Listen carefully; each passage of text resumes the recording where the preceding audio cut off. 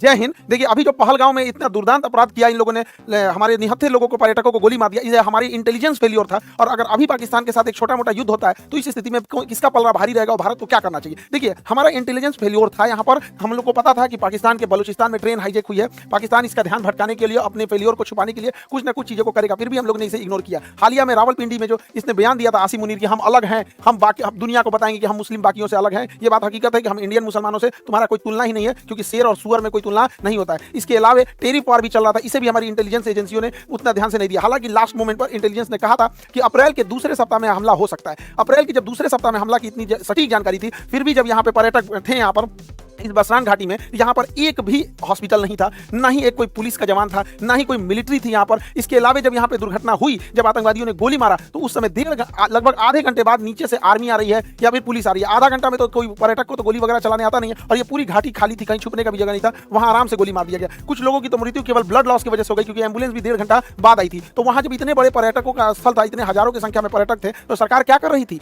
आखिर इतना इंटेलिजेंस मिलने के बाद भी अगर ये आपका भी फेलियर है, तो सरकार कितने लोगों को सस्पेंड की? हालांकि गवर्नमेंट कई बार क्या होता है, ऐसे लोगों में सस्पेंड नहीं करती, क्योंकि गवर्नमेंट का गलती उजागर हो जाती है। लेकिन आपका गलती उजागर ना हो, इसके लिए आप किसी को सस्पेंड नहीं कीजिएगा, तो आगे फिर ऐसी घटनाएं होंगी यहाँ पर, और इस घटनाओं को ये सब फिर से दोहराएंगे सब। देखिए, इसमें करना क्या चाहिए, बिना लोकल के सपोर्ट किए नहीं हुआ होगा। तो जो लोकल इनके स्पाई के रूप में काम कर रहे थे, उन्हें सेना जो है पब्लिकली सजा दे, सबके सामने जितनी कठोर सजा हो सकती है उतनी कठोर सजा दो। लेकिन वैसे कश्मीरी जिन्होंने पूरे तन मन से भारत के लिए अपना जान तक इन्होंने निछावर कर दिया, ऐसे कश्मीरी का रिस्पेक्ट होना चाहिए। चाहे वो कोई भी कश्मीरी भाई हो, चाहे वो नजाकत अली हो जो टूरिस्ट गाइड का काम कर रहे थे, लगभग 11 लोगों को बचाएं, चाहे वो माजिद खान ड्राइवर हैं जिन्होंने लगभग 6 लोगों को बचाया, चाहे सैयद हुसैन आबिद हो जो लड़ते लड़ते शहीद हो गए, आतंकवादियों से M4 राइफल छीन लिए, ऐसे लोगों का भी सम्मान होना चाहिए। हालांकि मीडिया में ये सब चीजों को दब गए हैं, क्योंकि जब ये दिखाएंगे तो पाकिस्तानियों का भी मनोबल टूटेगा। पहले ऐसे लगता था पाकिस्तानियों को कि कश्मीर के सारे लोग पाकिस्तान का साथ देंगे, अब ऐसा नहीं है। अब तो महाराष्ट्र सरकार का भी धन्यवाद देते हैं, एकनाथ शिंदे जी का, जिन्होंने ऐलान किया है कुछ पुरस्कार राशि देने के लिए ऐसे परिवार को, और इनका टूटा हुआ मकान भी बनाने की बात कहे हैं। देखिए, इस बार का मामला थोड़ा अलग था। जब ये हमला हो रहा था तो इससे काफी दूर श्रीनगर है, इससे काफी दूर श्रीनगर का लाल चौक का एरिया हमेशा चहल पहल रहा था। लेकिन वो एक हफ्ते तक श्रीनगर की शटर डाउन रहा, ये दिखाने के लिए कि ये लोग इस घटना में शहीद हुए लोगों की श्रद्धांजलि दे रहे हैं। और जमा मस्जिद के इमाम ने भी पूरे खुल के मंच से भी कहा था कि इस तरह की किसी भी घटना को पाकिस्तान अगर अंजाम देता है तो इस सब चीजों को कभी एक्सेप्ट नहीं किया जाएगा। तो इस बार भारत में इस चीजों को एकता देखने को मिली है। लेकिन जो लोग इसमें शहीद हुए हैं, चाहे वो पर्यटक हैं, चाहे जो वहाँ के लोकल लोग हैं, उनको भी गवर्नमेंट को सोचना पड़ेगा। तो इनको भी कश्मीर के एरिया में कुछ बागान होंगे, जैसे ड्राई फ्रूट के बागान हो सकते हैं, केसर के हो सकते हैं, या फिर सेब के हो सकते हैं, तो गवर्नमेंट इन्हें अलॉट कर सकती है, या गवर्नमेंट इन्हें पुरस्कार दे सकती है, जिससे कि बाकी के लोग प्रेरित हो गए। कोई डीएम एसपी क्यों बनना चाहता है? क्योंकि देखता है कि समाज में उसकी इज्जत है। तो ऐसे लोग जो इस तरह से, जो पहाड़ पे चला नहीं जाता है, अपने पीठ पे लेकर बच्चे को लेकर भागे हैं लोग, ऐसे लोग को जब हम समाज में पुरस्कृत देंगे तो बाकी लोगों को भी प्रेरणा मिलेगी। लोग पत्थर चलाना छोड़ के ऐसे कामों में आएंगे। सरकार को इसमें भी ध्यान देना चाहिए। और जो ये बहन को सोचिए क्या बीत रहा होगा, ऐसे शहीद हो गए जो यहाँ पर, इन लोगों को कश्मीर में ये घूमने आए थे पर्यटक बनकर, लेकिन यहाँ पर इन लोगों को एक एरिया सरकार को अलॉट कर देना चाहिए कि ये उन्हीं लोगों के लिए एरिया अलॉट रहेगा। जो लोग यहाँ पे शहीद हुए उनके परिवार के लिए ये एरिया अलॉट कर दिया जाएगा। और हर साल 22 अप्रैल को हर साल बड़ी संख्या में पर्यटक फिर उसी जगह पर जाएं, और उसी घाटी पे जहां पे आतंकवादियों ने गोली चलाया था, वहां हम लोग दोबारा खड़े होकर लाखों की संख्या में तिरंगा झंडा लेकर भारत माता की गान गाएं और अपना राष्ट्र गान गाएं, और ये दिखा सके आतंकवादियों को कि तुम्हारे गोलियों से हम डरने वाले नहीं है, हमारे हौसले अभी भी बुलंद है, तुम्हारे कायराना हरकत से हम नहीं है, औकात है तो हमारी इंडियन आर्मी से लड़ लो यहाँ पर। अब हम लोग को समझना पड़ेगा कि ये आतंकवादी सब चाहते क्या है, ये आतंकवादी क्या चाहते हैं। देखिए, ये आतंकवादी अगर चाहता तो इनको गोली मार दिया, इनकी वाइफ को भी मार सकता था, लेकिन नहीं मारा। कहा कि तुम मतलब पूछा कि हिंदू हो कि मुस्लिम हो, धर्म पूछ के मारा। ये जानता था कि ये बात जब समाज में जाएगी तो ये इन आतंकवादियों का मकसद है कि भारत को इंटरनल तोड़ दिया जाए। देखिए, एक्सटर्नल लड़ाइयां हम लड़ सकते हैं, इंटरनल टूट जाएंगे तो बड़ा मुश्किल हो जाता है। तो जानबूझ के गोली मार दिया और इन्हें छोड़ दिया ताकि समाज में ये बात फैले, ताकि एक दूसरे से नफरत बहुत ज्यादा फैले। लेकिन उसी समाज में ये नहीं जान रहा था, जैसे आबिद जैसे लोग भी थे, उसी समाज में नजाकत अली जैसे लोग भी थे, जिन्होंने इन पर्यटकों को निकालने का काम किया। और इतनी बड़ी घटना में, जहां पर मेजॉरिटी कम्युनिटी हिंदू है भारत में, और पूछ कर कि तुम हिंदू हो कि नहीं, और गोली मारा गया, फिर भी इस समाज में, इस देश में एक भी दंगा होने नहीं दिया गया। जो बताता है कि हमारा समाज, हमारी संस्कृति, हमारे भारत और सनातन संस्कृति में जो ये जो चीजें हैं, इतना इन सबों की तरह नफरती ये जो आतंकवादी बन रहे हैं सब, इन सबको तो वर्दी पहनने का भी अधिकार नहीं है। इन लोगों को बताइए धर्म जाति पूछ के कौन हत्या करता है किसी का? तो ये यही चाहता है कि हम लोग इंटरनल डिस्प्यूट में फंस जाए। दूसरा क्या चाहता है? कोई ना कोई तो इसका मकसद होगा। दूसरा ये चाहता है कश्मीर से पर्यटक हट जाए, इसीलिए ताकि कश्मीर में बेरोजगारी बढ़ जाए, महंगाई बढ़ जाए, तो युवाओं को अपनी ओर ये खींच सकता है। लेकिन हम लोगों को आगे प्रयास करना पड़ेगा, और सरकार को भी, ताकि पर्यटन में कभी भी कमी आने नहीं दिया जाए। क्योंकि कश्मीर में जब से पर्यटन बढ़ा है, 370 हटा है, तो जो कश्मीरी को ये लोग 10,000 12,000 देकर पत्थर चलवाते थे, आज वो कश्मीरी पर्यटक में कोई नाव ले जा रहा है, है, कोई गाइड बना हुआ है, कोई घोड़े से किसी को घुमा रहा है, कोई अपना वहाँ दुकान चला रहा है। ऐसे करके कोई भी कश्मीरी छोटा मोटा बिजनेस करके 25-30 हज़ार रुपये अपने कमा रहे हैं। धीरे धीरे जब वो सेटल्ड हो जाएंगे तो अपना घर बनाएंगे, अपने बच्चों को पढ़ाएंगे, अपने लिए कुछ गाड़ी घोड़ा खरीदेंगे, फिर उनकी लाइफ होगी। तो कश्मीरियों को समझ में आएगा कि पाकिस्तानी उनका ब्रेन वॉश करते हैं, फिर उनको लगने लगेगा कि नहीं, हमको इस आतंकवादी पत्थर नहीं चलाना है, हमारा हंसता खेलता परिवार है। तो भारतीय सेना, भारत सरकार और 370 हटने के बाद बड़ी मेहनत से हम लोग गए। आज कश्मीरियों में पत्थर चलाने वाला इन चोटों को मिल नहीं रहे हैं सब, क्योंकि वो पर्यटन में एक दूसरे से घुले मिले हुए हैं सब। तो ये हम लोगों की भी जिम्मेदारी बनती है कि कहीं ऐसा ना हो कि इमोशन में आके, गुस्से में आके हम लोग इन आतंकवादियों के ट्रैप में फंस जाए। इस ट्रैप में हम लोग को नहीं फंसना है। अब जैसे सिंधु जल समझौता 1960 में था, इसके तहत क्या था, यानी सिंधु, झेलम, चिनाब, इन नदियों का पानी का अधिकार मिल गया था पाकिस्तान को, और सतलज, ब्यास, रावी इसके पानी का अधिकार मिला था इंडिया को। वो भी हम लोग इसका पूरा यूज नहीं कर सकते, लेकिन भारत ने इनमें बहुत सारे डैम बना दिया। सलाल डैम, बेलगिहार, दुलहस्ती, किशनगंगा परियोजना, कई सारे डैम बना दिया। अब इसमें इतनी भयानक घटना हुई थी, इसलिए भारत सरकार ने इन डैम के पानियों को रोका। हालांकि हमारे पास अभी फिलहाल पूरा इंफ्रास्ट्रक्चर नहीं है कि पानियों को ज्यादा देर तक होल्ड कर सके, लेकिन अभी क्या है कि 2 महीने बाद धान बोने की टाइम आएगा, और जब हम धान बोते हैं तो धान में ज्यादा पानी चाहिए। उस समय बांध की पानी रोक दे और जो धान की फसल है ये नष्ट हो जाए, धान की फसल नष्ट हो जाए, क्योंकि पानी नहीं मिलेगा तो धान की फसल बर्बाद हो जाएगी। और पानी को रोके रखे, और जब ये पानी जाएगा, ठंडी का दिन आएगा, अक्टूबर नवंबर आएगा, तो गेहूं बोने का टाइम आता है। गेहूं को ज्यादा पानी देंगे तब नष्ट हो जाएगा, तो उस समय पनिया छोड़ दे। धान को सुखा के मंगा दे, गेहूं को भिगा के खत्म कर दे। इन भिखमंगों को जब आटा खरीदेगा 600 रुपए किलो, तब समझ में आएगा कैसे तड़पा तड़पा के। देखिए हमारे मासूम जनता, मासूम लोगों को गोली मारे हैं सब। जो पर्यटक थे, इन्होंने कोई गलती नहीं किया तो उन्हें मारे थे सब यहाँ पर। इसलिए हम लोगों का भी ये कर्तव्य बनता है कि सूद समेत उनको लौटा दिया जाए। बच्चा बच्चा पूछे कि अब्बा,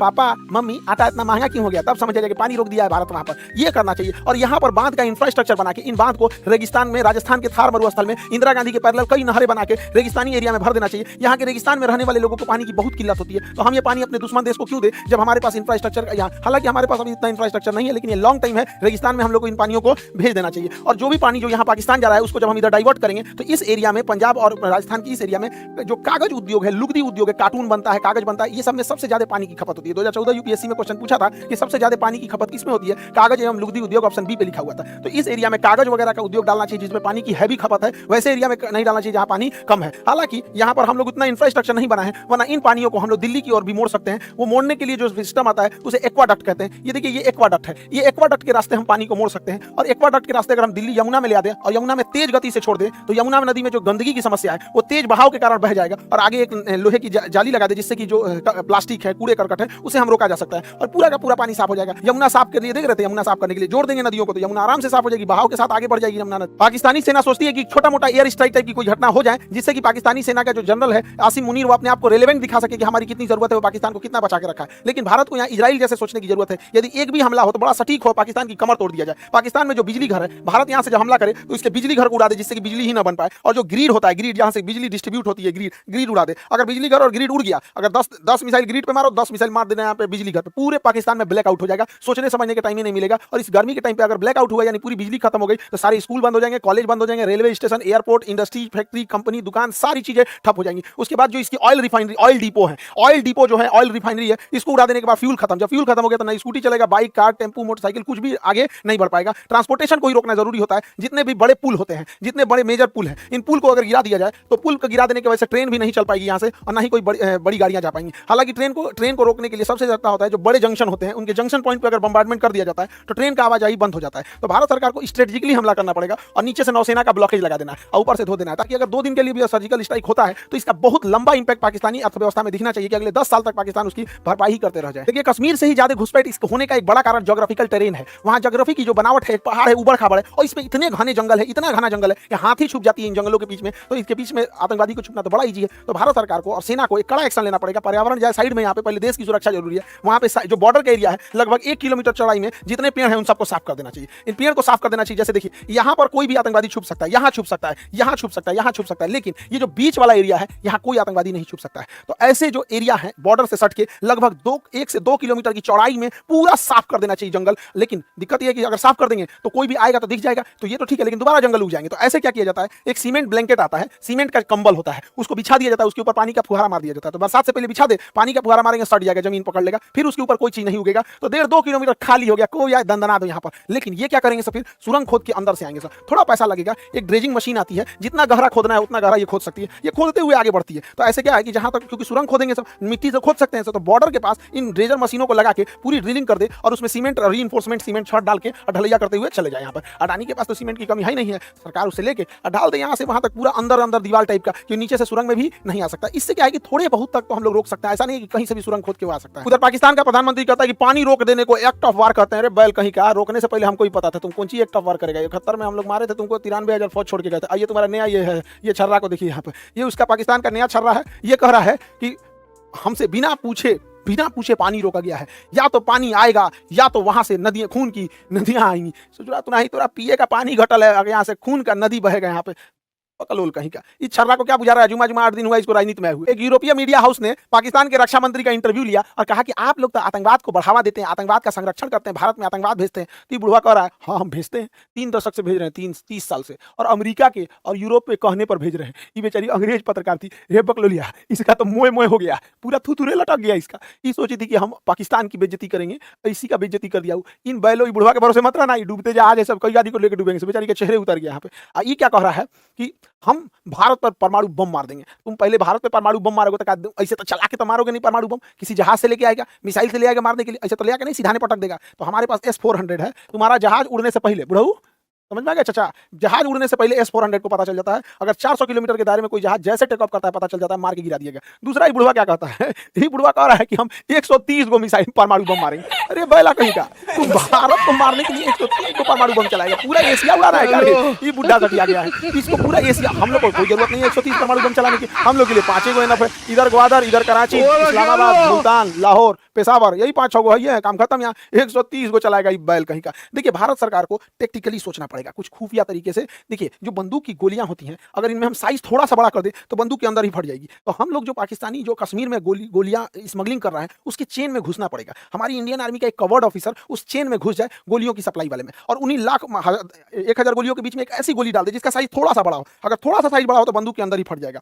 नहीं तो इन गोलियों को गर्म करके बेच दे, पानी में उबाल देने के बाद इसके अंदर का बारूद काम नहीं करता है, उसके बाद ये गोली चलाएगा तो ठक ठक बोलेगा, गोली नहीं निकलेगा। तो धीरे धीरे कैसे नकली नोट मार्केट में आ जाता है तो पता नहीं चलता है। उसी तरह नकली गोलियां पहुंचा देना है, जो साइज में बड़ी हो तो बंदूक फाड़ देगी, नहीं तो उबला हुआ रहेगा, पानी में उबाल देंगे, उसके बाद सुखा देंगे तो पता कौन चलेगा कि अंदर का बारूद काम नहीं कर रहा है। 1,000 के बीच में से 100 को गोली ऐसे ना निकाल दे तो ये हो जाएगा। लेकिन हम तो कहते हैं सरकार से कि एक छोटे साइज का नैनो चिप बनाइए, माइक्रो चिप बनाइए, जो जीपीएस सिग्नल दे सके, और इन बंदूक के पीछे बट में या कहीं पे भी उसको इंस्टॉल कर दे। उस जीपीएस सिग्नल देने वाले को जहां भी इंजीनियर देखे, सब कोई सुटेबल जगह, उसके जगह पे उसको इंस्टॉल कर दे, और स्मगलर के थ्रू, अपने ही स्पाई खुफिया एजेंसी के थ्रू उन आतंकवादियों में बंटवा दी राइफल। अब ये ससुरा राइफलवा में जीपीएस लगल है, अभी जहां जहां आतंकवादी जाएगा सब ना, वो जीपीएस ट्रैक करते रहेगा। इनको मारना नहीं है, बाप रे बाप मारना नहीं, पकड़ा जाएंगे सभी सब। ये जहां जहां घुसेगा, कहां रुका है, किसके यहाँ रुका है, नाश्ता के टाइम कहाँ था, रात में कहाँ था, खाना के टाइम कहाँ था, बंदूक चलाने कहाँ गया है, बॉर्डर पार किया है कि नहीं, कहाँ नहीं किया। ऐसा अगर हम लोग 100 को बंदूक हिला दिए लोग ना, राइफल हिला दिए लोग ना, 6 महीना तक इन राइफलों वालों को मारना ही नहीं, 6 महीना तक सारी जानकारी हम लोग को मिल जाएगी यहाँ पे। तो हम तो कहते हैं कि भैया थोड़ा सा खुफिया तरीका से सोचना पड़ेगा, खतरनाक तरीका से, शराफत से भी लड़ना है,